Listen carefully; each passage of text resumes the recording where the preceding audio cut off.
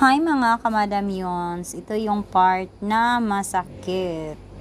Yan. Kailangan talaga siyang tanggalin kasi nakabaon na yung ingron. Tsaka yung kuko niya sira na. Kaya ayan, kakat natin siya para matanggal yung mga sirang kuko. Tapos yan, sa gilid na yan. Ewan ko kung anong nangyari dyan. Bakit ganyan yung dry skin ba yan? Simulan muna natin dito sa kabilang side. Tanggalin muna natin ang kuko para maganda na sa pakiramdam. Sobra kasing madikit yung kuko nito, yung ingron niya. Kaya kailangan talagang, minsan nag-overcut ako